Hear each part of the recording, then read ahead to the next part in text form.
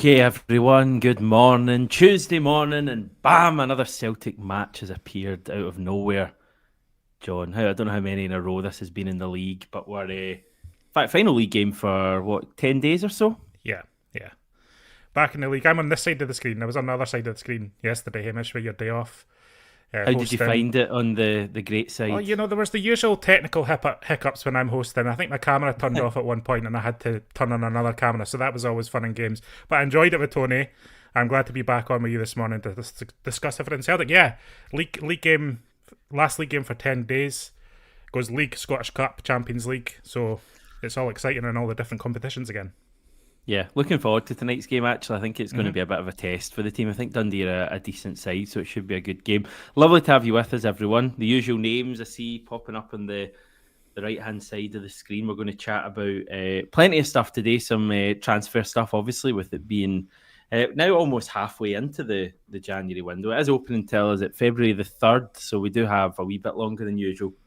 But I can maybe do with Celtic moving things on slightly because we are, as I say, halfway into January pretty much, and no one's been signed, and maybe apart from the Kieran Tierney stuff, nothing seems particularly close. Are you starting the transfer grumbling, Hamish? Well, Is this all your joking campaign aside, starting? I think I might be, John. Slightly, Okay. ever so slightly.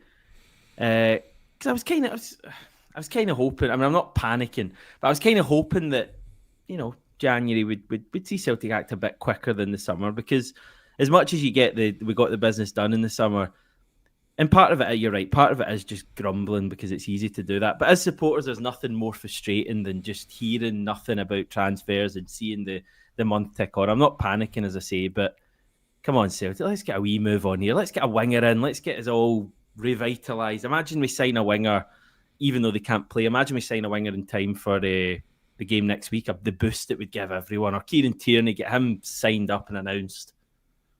Yeah, I don't disagree. I'm just playfully ribbing you there. I think, yeah, you always want to see Celtic make signings. I think there's a good point in the chat that came up there. It has been a pretty slow window across Europe in general. I'm not sure if that's impacting Celtic at all, or whether these things are like a wee conveyor belt. Sometimes something happens, and it all leads into each other. I would suggest Celtic are trying to get a couple out the door just to get the squad size down to then add the quality that Brendan Rodgers is looking for. Obviously, we saw Odin Home complete his loan move to LAFC, so that's one first team squad player out the door. And then Luis Palma's situation seems to be that he's not going to Spain, at least, or not going to Rayo Vallecano after their FIFA transfer ban. But I think he's got or had a few options, so I would expect to see him move on at some point this month, even if it's maybe they're waiting for James Forrest to come back, etc. So if they get a couple out the door, Rodgers said in the Sky interview yesterday that that can start the chain of things happening to then Celtic getting the ball rolling and confirming their primary targets. Yeah, I mean, Palmer would probably have started at the weekend had he been available. So that kind of shows that we're still not blessed for options on the wing. Especially when Khun and Idah are out, it suddenly looks pretty bare, as we kind of saw on Saturday. Although Yang and Kyogo did pretty well. So yeah, I think Celtic are right. Roger said that yesterday, didn't he? He said the first priority will always be to look out for ourselves and make sure the squad is right. And then obviously various players coming in, wanting game time, etc. will leave. So we've had Stephen Welsh and Odin Holm are the only two that have officially left. There's talk about, as you say, Lewis Palmer. There's talk about Mike Naropsky as well. I think Oxford United were mentioned with him. Yeah. And I think that is the to and fro of a transfer. But I do think the young boys games is also an important point in this, in the sense that if Celtic get through to the knockout round, confirm their place, then suddenly you're trying to bring in maybe a couple of players to add real quality for that knockout round. I do think there's an element of that, brings in extra income. I don't think Celtic are waiting on money to come in to buy players, but I do think that's an important point, because it might attract a certain profile of player if they know we're in those knockout rounds. It might be a deciding factor for a player wanting to come and play for Celtic in Glasgow. Oxford is Naropsky's level, says AR. That's a bit harsh. Yeah. Oh no, who's that harsh on?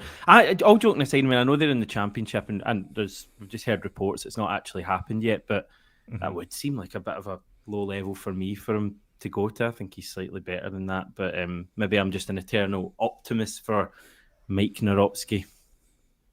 Yeah, I mean, the championship I think would be a good level for him. I don't think he's offered too much at Celtic, so I don't know. I think he's another one who probably has a few options of loan and probably has a pick of what loan to go for. And he clearly isn't getting any game time at Celtic, or isn't even close to it, really. It doesn't seem like. There's a fair amount of players ahead of him in the pecking order, including Dane Murray, who's just come back from Queen's Park. So it seems like Rodgers, for whatever reason, just doesn't fancy Narutsky at all. Yeah. Okay. Is that in terms of outgoings? Nothing really else to discuss. What incoming stuff are we seeing? I know that there's a few people chatting in the chat about Louis Barry. I had him down as a Aston Villa forward. I think he has a winger, but his goal scoring record's really good. He's been on loan at Stockport County, I think, for the last 18 months, and was recalled by Villa. Obviously, we play them in a couple of weeks, but maybe the source in this isn't. It's not for me to. It's not for me to say. We're checking on it. We're waiting on. Sometimes with these initial reports, they can be corroborated by other outlets or ourselves or whatever. So we'll check on that one. I mean, the profile of the player is someone that Celtic would be looking at. So it's just one to keep in mind. Another name to throw in the pile as we get towards the deadline. What about the Irish guy, Mason Melly, a 17-year-old? I think the Irish Mirror are reporting that we had him over last week. I assume that means Lennoxtown, Celtic Park, etc. Try and sell him on a move. I think Spurs have done similar prior to Christmas. So basically, he's a 17-year-old. Brexit rules mean that he couldn't sign for a British club before his 18th birthday. So you're likely looking at a January 2026 transfer. But he seems to be quite highly rated. Yeah, one of those kids that maybe has his pick of where he wants to progress in his next stage of the career. He might want to go down the kind of Premier League academy reserve team route, or he might want to go to a team where there's a slightly more chance of first team football, which I would probably put Celtic just towards the top end of that category. And it depends on what he fancies. I think there is scope for a player who has ability, regardless of their age, to come in and make an impact in the Celtic squad. So, that'll be a big decision for him. Yeah, we'll keep an eye on that one. Just going back to Louis Barry, Steve McGrory pointing out, and Steve's usually always on the ball with these things. Johnny saying that Villa have reached their full quota of foreign players out on loan. Okay. So we'd have to buy him. If that comes down to it. But we've not heard anything massively concrete about this, but we'll keep an eye on it. Certainly one that I've seen people chatting about online over the past 24 hours. I do like our team of fact checkers in the chat. I've enjoyed that since I've come on board the Celtic way, and keep it up because I enjoy reading the snippets of information that people are feeding us. So good on you guys. Yeah, Alistair saying apart from Ange's first window, we're dead slow and traditionally in doing January business. Hazel definitely need wingers to help share the load with Maida and Khun. Khun's back for tonight. Brendan Rodgers is confirmed. That kind of brings us back to tonight nicely, doesn't it? Yeah. Because it's almost you did that by design, Hamish. I think the Nicholas Khun situation's interesting because you don't want to rush him back too quickly. But if Celtic need him tonight, then probably have to play him. I think if it was the ideal situation, you would maybe try and save him for the cup game and then just have him fit and raring to go for the young boys game shortly after. We'll see what Rodgers does with him. I've got a sneaky suspicion that Khun might be one of those players that comes off the bench in the second half for tonight and is kind of available in the match squad, and maybe Rodgers goes with a similar team that played up at Ross County. I don't know what your gut feeling is on that. I know he's fit and available as part of the squad. But I don't think you're taking any risks with Nicholas Khun at this point, are you? Yeah, I mean, I said that last week. I said that I wouldn't because I think it was it the game last midweek there was chat about him, or was it the game at the weekend? And I said you basically wouldn't take any risk because we're in such a good position in the league, and the weekend proved we can win, without Nicholas Khun as much as he's obviously a difference maker for us. I just thought from the way Brendan Rodgers spoke yesterday that it sounded like Khun would be back in today. Now I know he didn't say that, and he just said that Khun is fit and available, but I just got the impression that he'd want him back in. And if he's ready to go, like Brendan Rodgers seemed like he said. I totally get you wouldn't take any risk. I mean, if there are any doubts, there's no point taking a risk. But equally, I think he is a real difference maker for us. I'd like to see him in the team tonight. So I'll trust the manager's judgment. Yeah, I think that's obviously a valid point of view. The team, I think tonight, like you said, Dundee will be a difficult test because I think there's something like 5 points between the sixth and then the relegation playoff spot. There's like 5 points between all those teams, and Dundee are right in the middle. All of these teams are fighting for everything at the moment because it's so tight. It's so tight in the Premiership in most years, but especially this year in that bottom half. St Johnstone are a bit adrift in like the automatic relegation spot, but then it's like between like 5 or 6 teams for that playoff spot. So Dundee will be fighting for everything, and we saw against Rangers that at Dens Park they can give teams a good game, and so I'm not expecting it to be easy tonight at all, which is probably why you would want Khun in the team, because you don't look at tonight and think it's a gimme, it's an automatic 3 points. Tonight will be a battle. In Celtic's favour, it's going to be a little bit more favourable in terms of conditions. I think it's a bit milder in Dundee tonight. I think it's 6 or 7 degrees, maybe. It's certainly above freezing, so it's not going to be that kind of frozen conditions. And the Dens Park pitch, to their credit, is looking much, much better than it did last season. So all going well, it should be a little bit friendlier conditions for Celtic to get the ball down and get playing their football.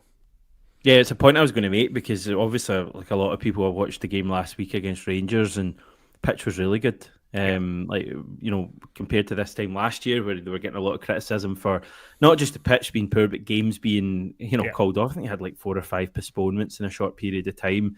I don't know what they've done, but it does look a lot better. It's going to be a good surface for us to pass the ball about. So what they did was they poached the groundskeeper from Tannadice, I think. They took him across the road. They you could probably do both. You probably maybe he does do both. Actually, I don't know. Maybe that is the point. But they essentially got him to do the pitch at Dens. Obviously, familiar with the local environments, and I think they must have spent a bit of money on that as well, like in terms of getting it ready and getting it ship shape. But to their credit, they have done that. They've done everything that was asked of them in that regard. So hopefully the pitch isn't a problem for Celtic tonight. Oh, Jason's been on the drink early. Hat trick for Yang tonight. I'd be surprised, Jason, but it might go down as one of the great predictions. Yeah. I mean, it might. I don't. At this point, Yang's got a lot to prove for me. I thought he played well at the weekend. In fairness to him, I don't think there was a lot of excitement about his performance. I think he was better than he has been. I think he's got a long way to go and show something that he can be a difference maker for Celtic, as far as I'm concerned.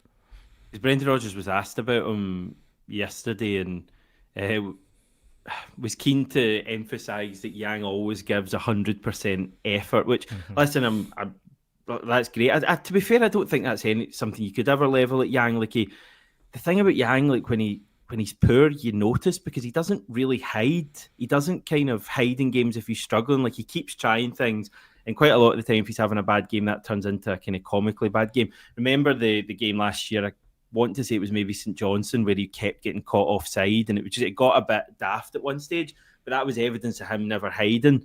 Brendan Rodgers, I think, was kind of that was the key point he was making. I don't think he was saying much about Yang's overall quality, and he was asked, is he one of the players you're looking to develop? And he said yes, but he says, Yang needs to kind of add more to his game in terms of goals and assists, and I think that's a very fair point. It's one that I've certainly had about Yang. It's my one frustration with Yang is that I don't think he ever looks massively capable of scoring a goal. I know he's set a few up, and I think Brendan Rodgers likes him generally. You wouldn't be giving him game time if he didn't like him, and if he'd felt that, because he started him before in games where he could have put Kyogo into the team, and maybe had Idah through the middle, but he's gone with Yang, so he rates him to some degree. I think he's like all of us. I think Rodgers is waiting for him to come alive and show that end product that I think is pretty much absent in his game at the moment, unfortunately.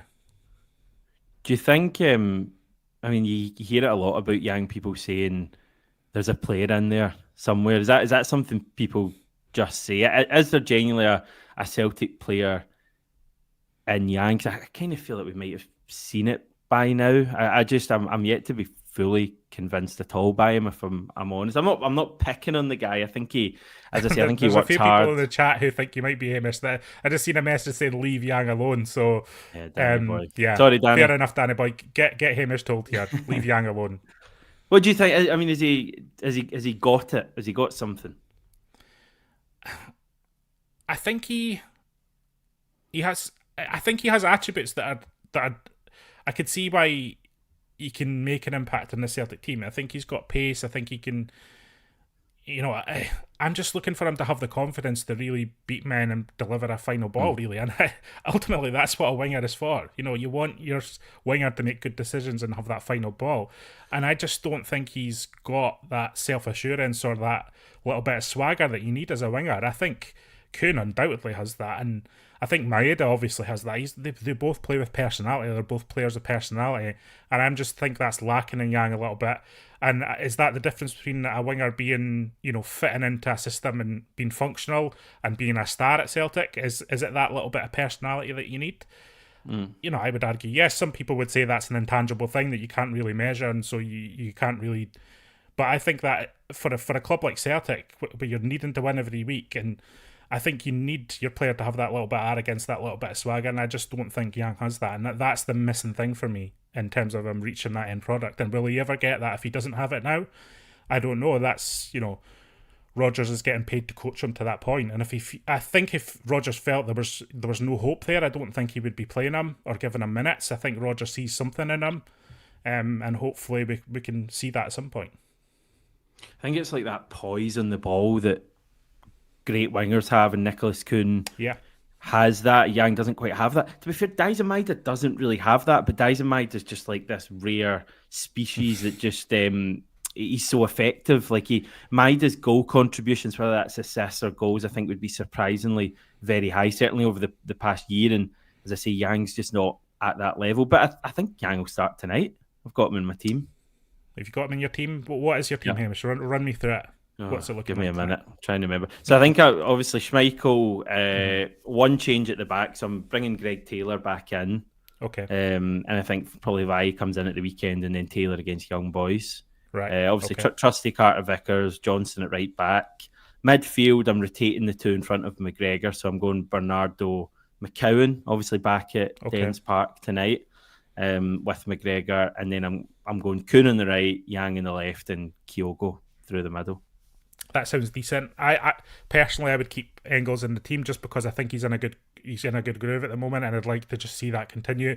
I think Engels building up a consistent run of like 6, 7, 8 games where he's like been one of the standouts in the team could be the making of him. Obviously, take him out if it's a kind of rotation situation for Saturday, for the weekend, for the cup game. That's totally fine. But I'm enjoying what I'm seeing from Engels at the moment. In the same way that you were like, if Khun's available, play him because I enjoy watching him. I'm actually enjoying watching Engels at the moment, so I'd quite like to see him in the team tonight. Yeah, I don't know if you saw Luke McCowan's interview yesterday with Sky Sports, but he just comes across as such a likeable guy. I loved the comment at the end. I think he was asked about how do you deal with like coming into a club and having the pressure of being this amount of points clear, and he said two things. One, he said, I learned from the likes of Callum McGregor and James Forrest. But also he said, and I thought this was like a really kind of revealing comment, he basically said that the points difference doesn't really matter to this Celtic squad. Yeah. Like it's all just about going in every day and continually improving. And I think that's something we've all felt was the case, that I don't think Celtic, if they were, 15 clear at the moment, I think if we were 2 points clear or 2 points behind, I don't think the team would be doing anything different in training. And I love the fact that he was able to kind of put that point across. It's great to hear someone inside the camp basically saying, we don't actually really care how many points we're clear. It's just all about, continually improving. We'll get to where we want to be. And that could come sooner rather than later. We're only 10 or 11 games away. If we win all our games away from winning the title, which is extraordinary to think of, that there's already some sort of movement towards a countdown to a title win when you're still in mid-January. At this point, we're usually still in the winter break and everyone's but things are moving so quickly this season that there's all sorts of finishing lines in sight. There's the league title. You obviously have had the League Cup, but you look at the Scottish Cup, a potential treble, and then you're looking at the Champions League. There's all these things in sight, and I could see why Celtic wouldn't want to distract themselves from their day-to-day business, because it could get overwhelming. Like, that is the way to approach it. I think for Luke McOwen as well, it's interesting when these people, the reporters or the journalists, frame the question as like, how do you deal with the pressure of this? Because I think for someone like Luke McOwen, he's living his absolute dream at the moment. Like, he's played at Ayr United, he's played at Dundee.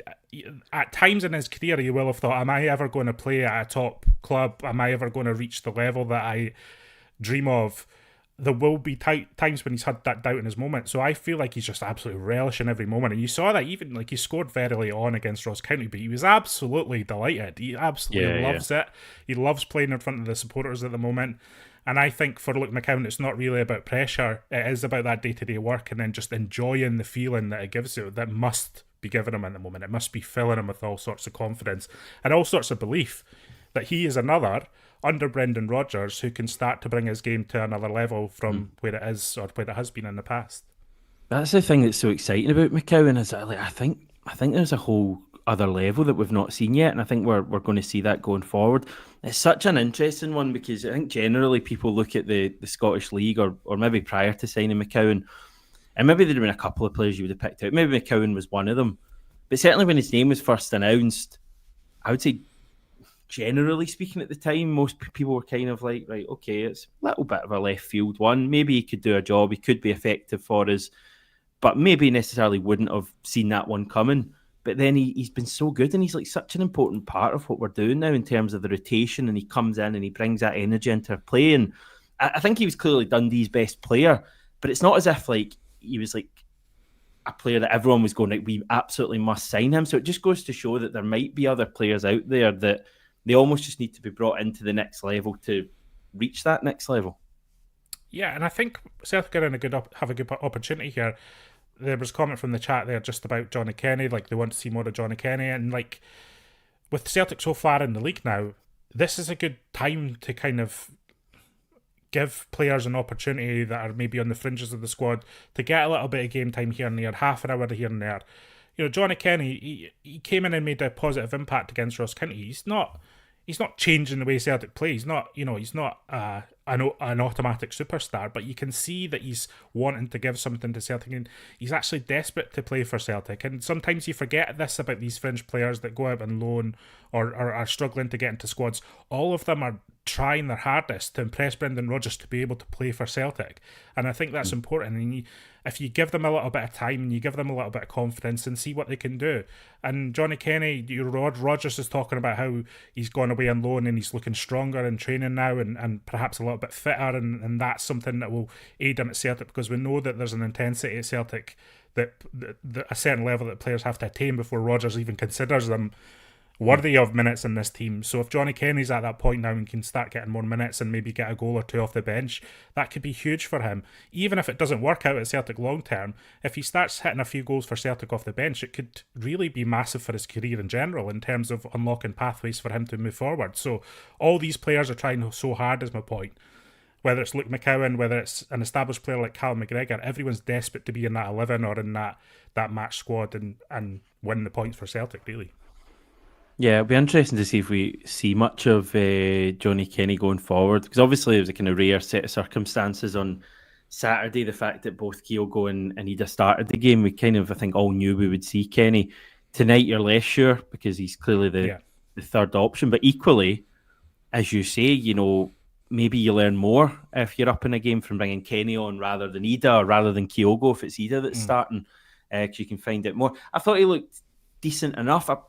I probably wouldn't go as all out as some people have. Maybe like I thought he should have scored that chance, and I was a little bit disappointed. But I know he was just on the park, but he looked quicker than I thought he would be, which is a big positive. And he's clearly confident at the moment. And I'd love to see more of him. You know, Daniel Cummins is on the bench as well. He's fourth choice striker at the moment. It'd be nice to see some of him.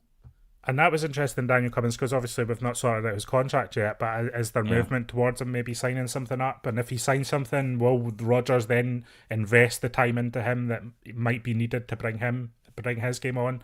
That's another thing in play. These are all the decisions that Brendan Rodgers has to consider on a day-to-day basis, and again, that's why the team selection. That's why Celtic fans are so invested in team selection. They're so invested in who's on the bench and who isn't. There's all these little stories at play that it's not just about following Celtic and enjoying the result, but it's the entire Celtic experience of figuring out what direction Celtic are going in at any given moment.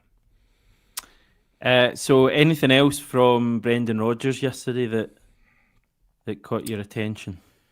He kind of talked about the Idah situation in terms of like it's 11 goals now without a game. He talked about the Kyogo rumours and all the noise around that. And his message was really, it's not. He's not going to concern himself too much with all the transfer noise as long as players are given their everything in training and in matches, which is fair enough. In terms of Idah, that is one we need to kind of keep an eye on. We've talked about it a little bit, but when it starts to stretch into 10, 11 games and further, then people do start to talk about the fact he's not scored for a bit. So it'd be really good for him to get a goal any which way possible over the next couple of games, just to relight that fire under him that we'll need in this second half of the season, whether Kyogo goes or stays. Yeah, I've said it all along. I don't think it takes much for people to kind of be quite critical of Idah for whatever reason. And I think generally he's been really good, but I must concede that he could really do with a goal. It's because I don't think he's playing badly. Like I mean, you look at him for the first goal on Saturday, and it was like a confident bit of play from him. Yeah. But equally has certainly that one early on in the game that he puts near post and puts it wide. That was like a chance he should really be tucking away. So especially when he maybe gets limited game time generally when Kyogo's going to be starting. So you could really do with him scoring, because I still think he's a really effective player for us. And as I say, it just gets to that point, I think, where people are kind of on his back a little bit when he's not scoring, and it becomes probably a bit of a big issue. So you could do with him, even if he doesn't start tonight, coming on and scoring. I'd take a sclaffed goal off his shin from 3 inches out, and sometimes that's enough for a striker to start being the difference between finishing chances and not. In my experience, it's just kind of like a striker just needs that moment, whether it's a winning goal, whether it's a nonsense goal when you're 5-0 up. Sometimes strikers just need to feel what it's like to score again, and hopefully Idah gets that soon, because you pay a lot of money. You're not wanting your striker to go 10, 11, 12 games without a goal, undoubtedly. No, that's not what you want. Yeah. Glad to see a bit of defence for Adam Idah. Great stuff. Yeah. Mikey saying gets a bad rap. I think he's a confidence player, definitely will come good. I agree totally. Mike's saying he's affecting games. His confidence will go up with more game time. Yeah, and hopefully that's what we get. I don't want to repeat myself too much in here, because I've said a lot how I feel about him, and coming into games as a substitute in terms of versus him starting. But I do want to see more from Adam Idah. I think even people who like Adam Idah would admit they would need more from him in the Celtic team at the moment. I would suggest. Anything from Cameron Carter-Vickers yesterday? I've not actually managed to watch his press conference. So he referenced all the kind of Bayer Leverkusen rumours coming in for him, and his message was, to paraphrase, like, don't believe everything you hear, or sometimes things are out there that, they might be true, but it's not like at the forefront of anyone's mind. It could just be a team looking at a player, or a team scouting a player, reports tumble, and then people add arms and legs onto everything. I think Cameron Carter-Vickers is a happy man at Celtic at the moment. Yeah. And is a leader in the squad and takes that responsibility seriously. I genuinely think there's nothing on Cameron Carter-Vickers' mind other than winning the next game and buying into this mentality that we've been talking about in this video. I don't think he's got his eye on anything else at the moment. I think he's desperate to finish this season and have a really strong end to the season with Celtic. And I think he prides himself on progression in Europe. I think Cameron Carter-Vickers will be one of those players in the team that measure themselves and measure their progression by what Celtic are doing on the European stage, and hopefully that again serves well against young boys. I think sometimes just clubs and players are great fits, and I think Celtic are great for Carter-Vickers, and he's clearly great for us. So yeah, I'm not particularly worried, about losing him, because I think he'll be here for a time to come. Someone's tipping him to be the next captain. I've lost the comment. I've seen that one. I think from Wazaboy, CCV wants to be future captain. He's going nowhere. There it is there. Yeah, there we go. So I think there's a few contenders who maybe have their eye on that in the future. Yeah.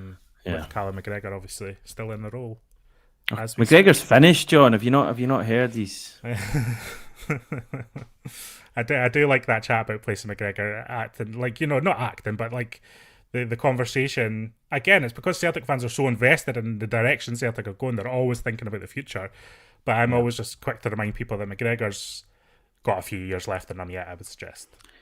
Definitely. Right, okay. Final chat on tonight. Referee is Don Robertson. VAR is Andrew Dallas, who always appears to Fantastic. to be on the games. So I reckon it'll be a tough game tonight. Good conditions, though, hopefully. Big Celtic support there. Looking forward to it. I think Dundee will probably make it quite difficult for us, but I think they've got pace up top as well. The fellow they've got on loan is Adu Wemi from Burnley. Scored against Rangers last week.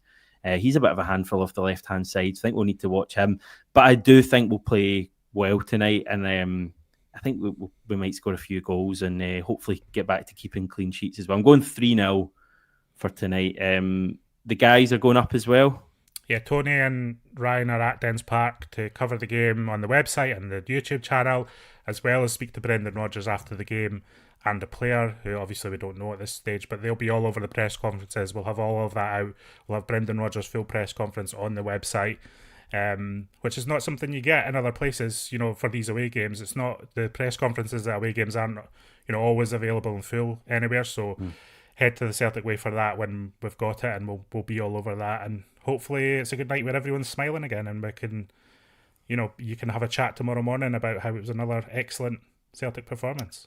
Hopefully. Is the offer still running, John? Yep, the offer's still running. £1 for 6 months. Like I'm saying, if you fancy getting involved with the Celtic Way, it is just £1 for 6 months. It's a bargain. You get all this stuff. I would say the good bit of content on the website at the moment is the scouting report that Stuart Ross did on Andre Orjeseter, the Norwegian winger. Fantastic look at him about what he could offer if he is someone that would come to Celtic. I think he's been talked about in that kind of £7 million range. That's a fantastic in-depth look at like his career journey, what kind of player he is, how he fits into Celtic, why he's different to the wingers that we have at Celtic, and all that sort of good stuff. So that's the kind of thing that's only available to subscribers.